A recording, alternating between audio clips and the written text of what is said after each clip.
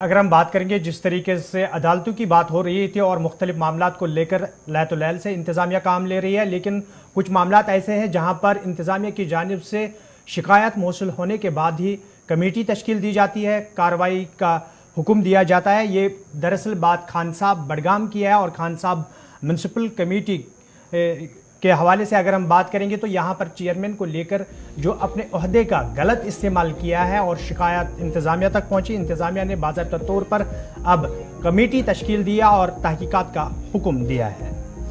इख्तियारात का गलत इस्तेमाल करने का इल्ज़ाम है और जम्मू कश्मीर हुकूमत की जानिब से तहकीकात का हुक्म दिया गया है। सदर म्यूनसिपल काउंसिल के खिलाफ, म्यूनसिपल कमेटी खान साहब बडगाम के खिलाफ तहकीकात शुरू हुई है और जिनको कमेटी का मेंबर बनाया गया है उन्हें कहा गया है कि वो 15 दिनों के अंदर इस मामले में रिपोर्ट भी पेश करें, फौरी तौर पर इक़दामात उठाएं। अब बहुत सारे मामला थे, थोड़ा पुराना केस भी था जिसमें अब जाकर तहकीकात का हुक्म दिया गया है। जो शिकायतें तहरीर तौर पर कुछ मौसूल हुई थी उस ताल्लुक से भी इंतजामिया की जानिब से पेशरफ्त इसमें की गई है।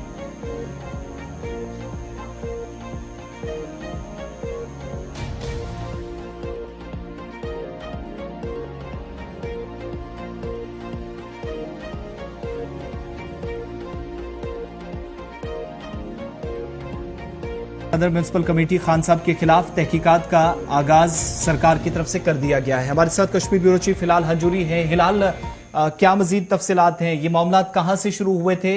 तहकीकात तक का हुक्म इंतजामिया की जानिब से दे दिया गया, इंक्वायरी 15 दिनों के अंदर देनी है, लेकिन बेसिक इश्यूज क्या थे जहां से एग्जैक्टली ये केस शुरू होता है?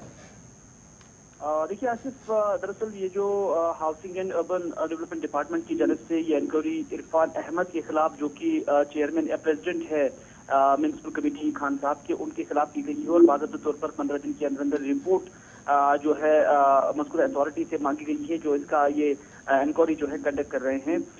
दरअसल कुछ दिन पहले आपको याद ही होगा कि इरफान अहमद जो है उसे बारामूला के अंदर ड्रग्स के इल्जाम में पकड़ा गया था और उसके बाद उनके खिलाफ एक वाज़ह कार्रवाई भी हुई थी और केस भी दर्ज हुआ था।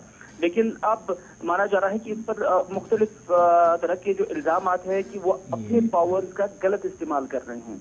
तो इस हवाले से डिपार्टमेंट ने भी अपनी स्तर पर इस ज़िम्मन में एक इंक्वायरी कमेटी तश्कील दी है, जिसके लिए डॉक्टर बशीर अहमद भट्ट, जो कि वाइस चेयरमैन है J&K lake conservation and management authority, उसको इसके लिए हेड करार दिए गए हैं। और अब इरफान जो है इस पर जो इल्जाम हैं अभी हैं, तो उन इल्जामात की इंक्वायरी के लिए जो डिपार्टमेंटल इंक्वायरी है उसके लिए अब उन्हें इख्तियारात दिए गए हैं कि वो इस ज़मीन में देखें कि आखिर वजूहात क्या थे और किस बुनियाद पे पावर्स का गलत इस्तेमाल हो रहा है।